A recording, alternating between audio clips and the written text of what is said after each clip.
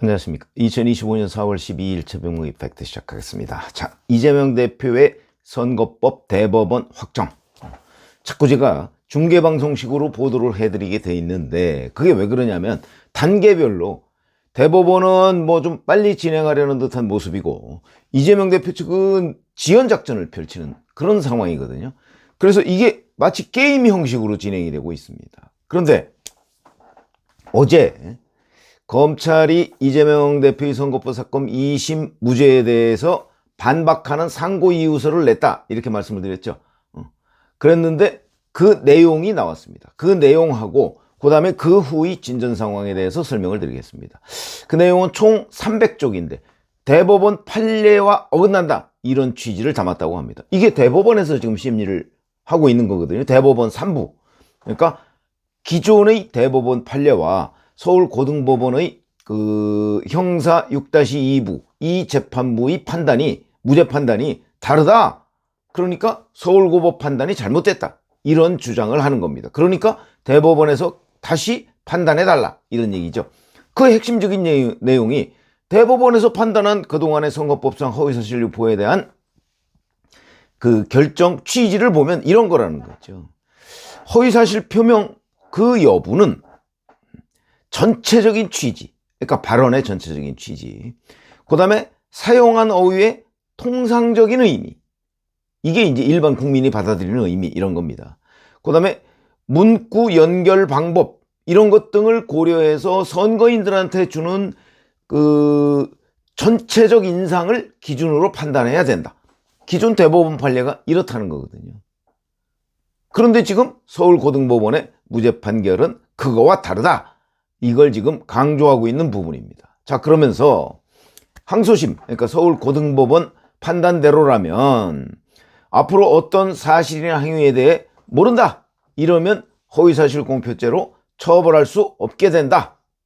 이건 무슨 얘기냐면 이재명 전 대표의 그 발언을 하나하나씩 쪼개서 이게 어떠니 저게 어떠니 따지는 게 아니고 전체적인 인상, 그거에 대해서 유권자들이 저거 거짓말이네, 거짓말이라고는 생각을 하더라 않더라도 그걸 속아서, 그 말에 속아서 투표를 할 수 있는 상황, 이런 전체적인 취지가 중요하다, 이걸 강조한 겁니다. 또 예를 들어서 김문기 씨와 골프를 치지 않았다, 뭐 이건 제가 말씀드렸죠. 마치 골프를 친 것처럼, 이 부분을 어떻게 해석하느냐, 이게 골프를 쳤는데 뭐 상황을 왜곡했다는 뜻으로 받아들여야 되느냐, 아니면 골프를 안 쳤는데 친 것처럼 저 국민의힘이 조작했다고 받아들여야 되는 거냐. 저는 후자라고 보거든요. 근데 서울고등법원은 그렇게 안 봤습니다. 이 부분에 관해서도 검찰이 상고이유서에서 이렇게 얘기했어요. 이건 별개로 해명해야 되는 중요한 사안이다, 이렇게 주장을 했고요. 백현동 발언을 뭐 과장, 의견 표명, 이렇게 얘기한 부분에 관해서도 일반 선거인들의 관점에서 보면 이해할 수 없는 판단이다, 고등법원의 판단이, 이런 얘기입니다. 자, 그래서 어제 상고이유서를 이제 제출했다. 원래 제출 시한은 21일입니다. 뭐 그러니까 한 열흘 정도 이제 빨라진 거죠. 여기서 이제 빨라진 것라고 얘기를 할 수도 있지만 저는 열흘 한 9일 정도 늦어졌다, 이렇게 말씀드렸죠. 그건 무슨 얘기냐면, 아니 소송기록 접수통지서를 검찰이 받았을 때 바로 상고이유서 준비했다가 내면 되는 거 아닙니까? 자기들이 주장했던 수사 결과를 서울고등법원이 모두 부인했는데 그걸 뭐 묵혔다가 낼 이유가 뭐가 있습니까? 그래서 늦은 거다, 이렇게 말씀드렸는데 어쨌든 제출 시한보다는 열흘 정도 빨라졌다, 이렇게 말씀을 드릴 수가 있고요. 자, 그러면 물론 여기서 검찰이 이런 생각을 했을 수도 있죠. 아니 우리만 받으면 뭐하냐, 이재명 대표 측이 받아야지. 이재명 대표 측은 그때까지만 해도 계속 폐문부재, 뭐 주소 불명, 이런 거로 미루고 있었거든요. 자, 이렇게 계속 미루니까 이제 대법원이 인천지법, 이재명 전 대표의 자택이 있죠. 그 다음에 서울 남부지법, 국회의원회관이 있죠. 여기에다가 인편으로 특별 송달, 야 직접 갖다 줘, 이렇게 된 거죠. 그래서 이제 아마 이때를 기다려서 검찰이 상고이유서를, 어차피 혼자만 먼저 내도 소용없으니까 상고이유서를 낸 것 아닌가. 그러니까 접수통지서를 동시에 받아야 재판이 시작되는 거니까. 뭐 그렇게 해석할 수도 있고요. 어찌됐든 소송기록 접수 통지서를 이재명 측이 받았다. 일주일 만에 받은 겁니다. 일주일 만에. 그래서 계속해서 안 받으니까 인편으로 특별 송달했다 이런 거고요. 지금 이재명 측이 받아야 될 게 두 가지입니다. 소송기록 접수 통지서라는 거하고 상고이유서하고 두 가지입니다. 자, 그러면 이제 제가 소송기록 접수 통지서를 받았다는 부분과 관련해서 그 이후에 그럼 상고이유서도 요리조리 도망가지 않겠는가? 회피하지 않겠는가? 이것도 한 일주일 걸리지 않을까? 이렇게 예상을 했는데 대법원이 이제는 더 안 속아 뭐 이런 겁니다. 무슨 얘기냐면 처음부터 상고이유서를 전달을 이제 우편으로 이렇게 하지 않고 우편과 인편 동시에 진행한 겁니다. 무슨 얘기냐면 이거 또 아마 회피할 거야.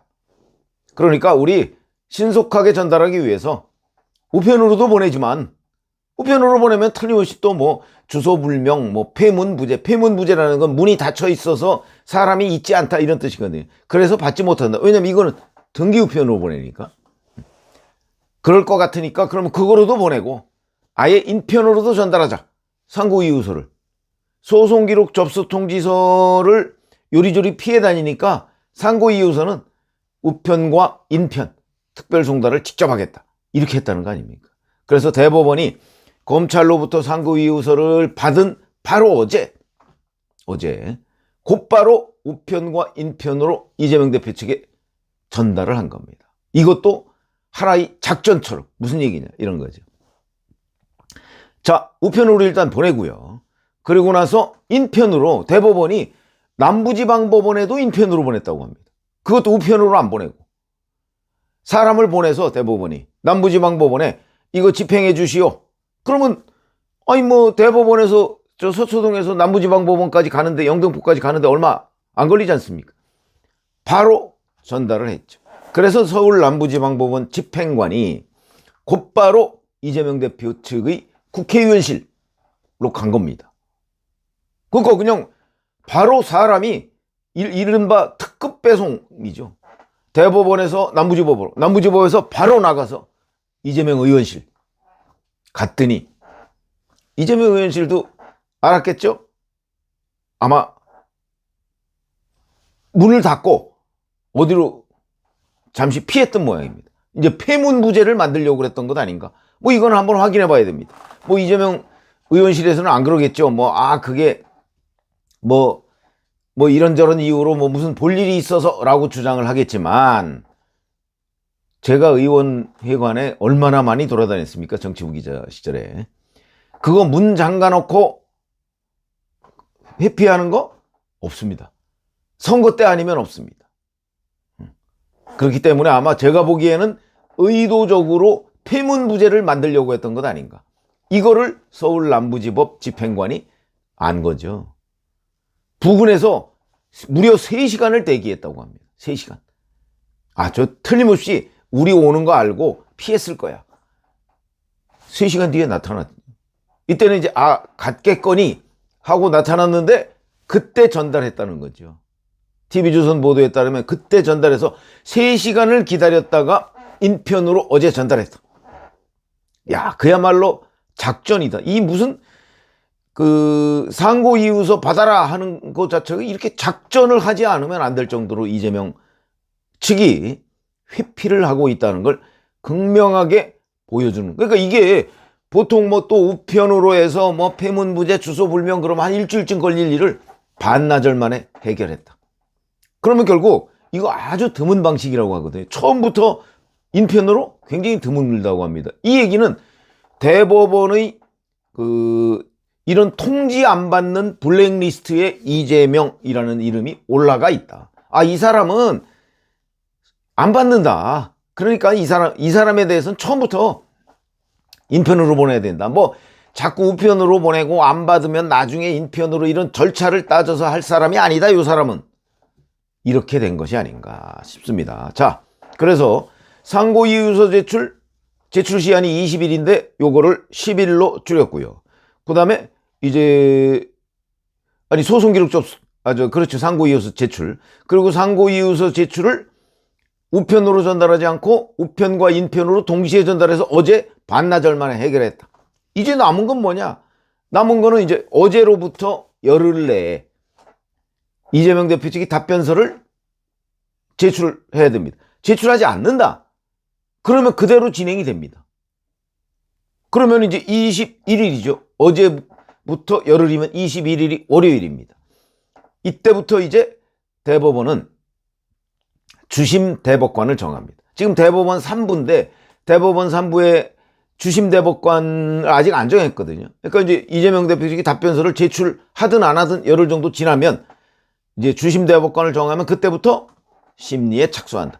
당초 5월 초쯤에 심리에 착수할 것이다 이렇게 예상을 했는데 대법원이 이 상고이유서를 일찍 이재명 측에 전달을 함으로써 이것도 한 열흘 정도 빨라진 것 아닌가 이렇게 판단이 됩니다. 왜냐하면 5월 초에는 연휴가 계속 있습니다. 5월 3, 4, 5, 6 뭐 이렇게 연휴가 있어서 자칫 잘못하면 또 그러고 한 일주일 그냥 허비하게 생겼는데 그걸 또 단축했다. 자, 그러면 5월 21일 그 주에 아까 4월 21일 그 주에 착수할 것으로 보인다. 자, 이렇게 되면 이제 그 다음 착수한다는 뜻은 언제든지 이제 이 사건을 들여다보고 언제든지 선고 날짜를 잡아도 된다는 뜻이거든요. 뭐 한 일주일 만에 잡을 수도 있고 뭐 이렇게 되는 겁니다. 이거는 저희가 예측할 수가 없죠. 그런데 대법원이 이렇게 서두르는 상황을 보면 그러면 6월 3일 대선 전 하다못해 5월 중순이라도 선고를 하려고 하나? 이런 이제 기대를 낳게 하는 건데 그건 누구도 장담할 수가 없고 그건 결국 대법원 3부가 할 일입니다. 대법원 3부가 어떤 생각이냐. 국민들한테 저는 늘 말씀드렸죠. 국민들한테 이번 대선에 나오는 후보들이 사법적 리스크는 깔끔하게 해결한 상태에서 국민들이 투표권을 행사할 수 있도록 해줘야 된다. 특히 이재명 대표 이거 지금 누가 봐도 유죄로 보이는데 서울고등법원에서 완전히 거꾸로 뒤집혔다. 이거는 문제 아니냐.